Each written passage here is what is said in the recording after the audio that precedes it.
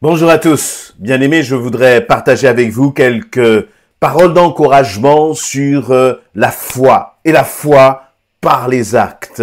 Et vous vous en doutez, nous allons aller lire ensemble Jacques chapitre 2 sur ce sujet-là. Avant de commencer à partager avec vous cette lecture, je vous encourage, si vous ne l'avez pas encore fait, à vous abonner à notre chaîne YouTube, de façon à ce que vous soyez alertés à chaque fois qu'une vidéo est mise en ligne.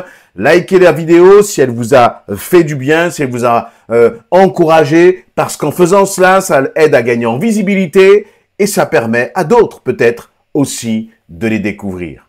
Donc je disais, Jacques chapitre 2, il nous est parlé là de la notion de la foi et de la foi avec les actes. Je vais commencer à lire à partir du verset 14. Je ne vais pas tout lire, mais vous pourrez vous prendre le temps de votre côté. Je vais prendre quelques versets pour donner justement un peu l'idée de ce texte. Jacques chapitre 2 au verset 14. « Mes frères, à quoi servirait-il à un homme, à une femme, de dire qu'il a la foi s'il ne le démontre pas par ses actes?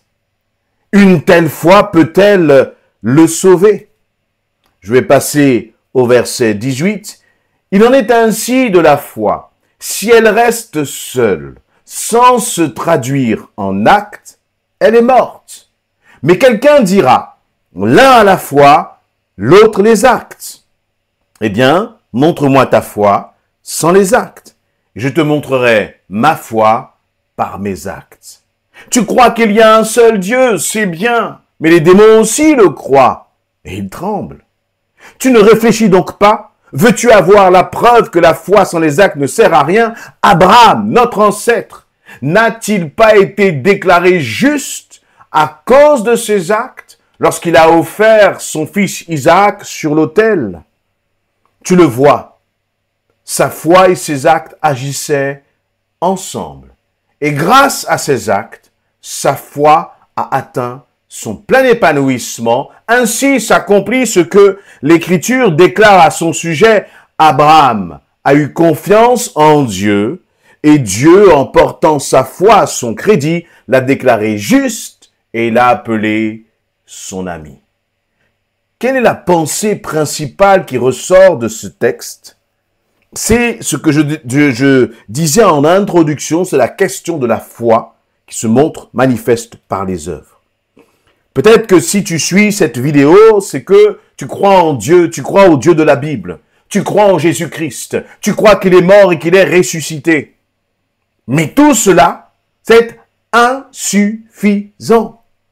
À tel point que Jacques va prendre comme référence, comme exemple, eh bien les démons.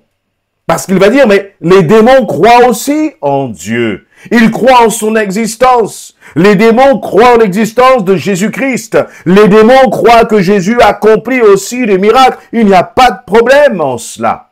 Alors dire, je crois en toi, Seigneur, cela ne suffit pas. Cela ne suffit pas.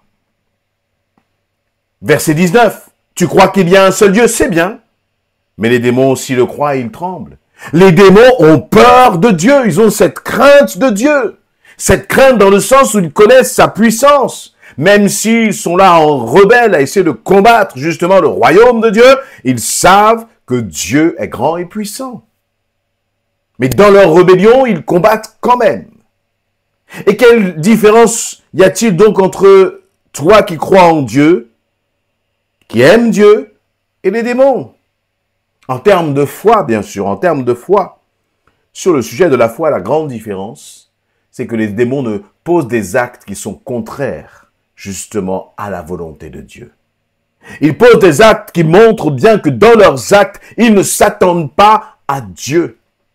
Parce que de foi, la foi dont on est en train de parler, c'est une foi qui permet de faire face aux circonstances, qui permet de faire face aux situations, qui permet de faire face finalement aux portes qui sont barricadées et fermées comme l'était la muraille de Jéricho pour le peuple d'Israël. Cette foi dont nous sommes en train de parler, c'est cette foi où on t'a dit, peut-être dans le domaine médical, c'est fini, c'est fermé. Vous ne pourrez pas guérir de cette maladie qui est une maladie incurable. Ou peut-être que les diagnostics des médecins vous ont dit, vous n'aurez pas d'enfant, vous êtes stérile. Ou peut-être que c'est dans le domaine scolaire, la porte est fermée, tu es face à un échec, malgré tous tes efforts, malgré tout ce que tu as pu, toutes les révisions que tu as pu effectuer. Peut-être que c'est vis-à-vis de tes enfants où on t'a dit c'est fini, ils n'auront plus d'avenir. À chaque fois qu'il y a une muraille de l'impossible, alors c'est là que la foi et surtout les actes par la foi doivent se manifester. Et c'est difficile. C'est difficile lorsque l'on a reçu une mauvaise nouvelle. C'est difficile lorsqu'il y a une situation qui nous prend totalement au dépourvu et pour lequel, eh bien, nous n'avons pas d'autre choix que de faire confiance au Seigneur. Parce que tant que l'on peut gérer les choses par nous-mêmes, alors nous restons dans la confiance parce qu'on sent qu'on peut encore maîtriser, on peut encore contrôler.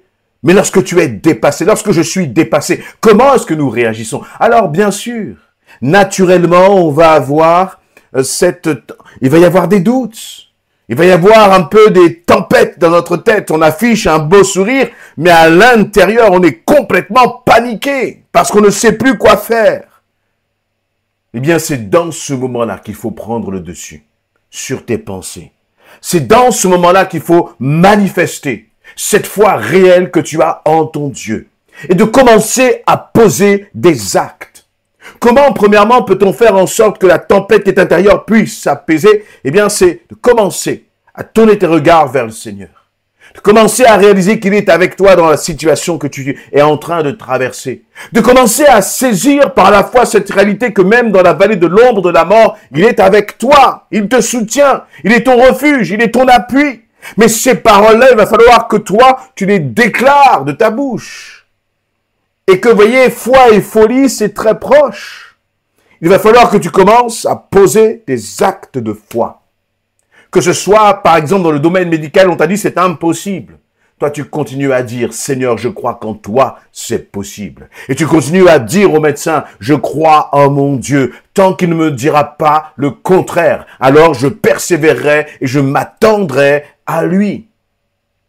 Voyez, dans le domaine de la foi, finalement, la foi, ce n'est pas que se réalise ce que nous voulons. Non, la foi, c'est de croire que ce que Dieu a dit, cela va se réaliser, même si c'est impossible du point de vue physique, naturel ou aux yeux des hommes. Ce que je veux dire par là, c'est que parfois nous pouvons demander des choses et ne jamais les obtenir, parce que Dieu ne voulait pas nous les donner. Mais si tu as cette conviction que Dieu veut t'accorder cette grâce, cette bénédiction, alors rien ne doit t'arrêter sur le chemin. Et parfois, on n'a pas encore vraiment de conviction. Une mauvaise nouvelle est tombée. Seigneur, qu'est-ce que tu veux? Je crois qu'on doit chercher sa volonté. Et en même temps, notre Dieu est le Dieu de l'impossible. Donc, tant que le Seigneur ne t'a pas dit non, je te refuse cette bénédiction parce qu'il est souverain. Il y a des moments dans ma vie où Dieu m'a refusé des bénédictions parce que la réalité, c'est que ce que je croyais être une bénédiction ne l'était pas vraiment. Vous savez, nous sommes assez limités dans notre vision des choses. Moi, je ne peux pas voir plus loin que il y a dans les 10 prochaines minutes, et encore, et encore. Mais Dieu sait ce qui est bon. Et c'est là où je dois lui faire pleinement confiance. Mais tant que Dieu ne m'a pas dit non, je continue de poser des actes de foi. Je continue de persévérer. Je continue de m'attendre à lui. Je continue de lui demander encore et encore. Comme Jésus va donner l'histoire justement de cette veuve qui voulait qu'on lui rende justice. Et donc elle va voir ce juge. Et tant que le juge n'a pas répondu favorablement, elle va comme harceler, insister. Et Dieu veut, je crois aussi, que tu puisses insister. Est-ce que Dieu a dit son dernier mot dans ton affaire? Je crois que le moment de l'épreuve, c'est dans ce moment-là que tu vas manifester réellement, est-ce que tu as la foi ou non. Si tu baisses les bras, c'est que tu n'as pas réellement la foi. Parce que derrière les actes de foi que tu vas poser, il y a une victoire extraordinaire qui t'attend. mais qui n'est réservé qu'à ceux qui vont persévérer. Voyez, il nous est donné là l'exemple justement d'Abraham. Il nous est dit que Abraham, comment est-ce qu'on sait qu'il a cru? Comment est-ce qu'on sait qu'il a eu confiance en Dieu? Eh bien, c'est qu'il était prêt à mettre sur l'autel son propre fils, Isaac, le fils de la promesse. Il était prêt à l'apporter en sacrifice. Il était prêt à égorger son fils sur l'autel parce qu'il croyait en Dieu. Je ne sais pas ce qu'il pensait qu'il allait se réaliser. Quoi qu'il en soit, il avait confiance en l'Éternel. Et il ne s'est pas simplement dit, Seigneur, j'ai confiance en toi. Il était prêt à poser un acte qui, aux yeux des hommes, est un acte de folie. C'est à travers cet acte-là qu'il nous est dit ceci au verset 23. Ainsi s'accomplit ce que l'Écriture déclare à son sujet, au sujet d'Abraham. Abraham a eu confiance en Dieu et Dieu, en portant sa foi à son crédit, l'a déclaré juste et l'a appelé son ami. Abraham a été appelé ami de Dieu parce qu'il a manifesté par des actes sa confiance, sa foi en Dieu. Nous chantons, nous avons de très beaux chants de louanges pour dire « Je suis ami de Dieu ». La réalité, c'est qu'en face de ces paroles, en face de ces chants, en face de cette déclaration de foi, es-tu prêt aujourd'hui et maintenant à poser des actes? En disant « Seigneur, je ne vais plus considérer cette situation de la même façon, mais je vais la considérer en posant des actes de foi. » Prenons quelques exemples pour être le plus pratique possible.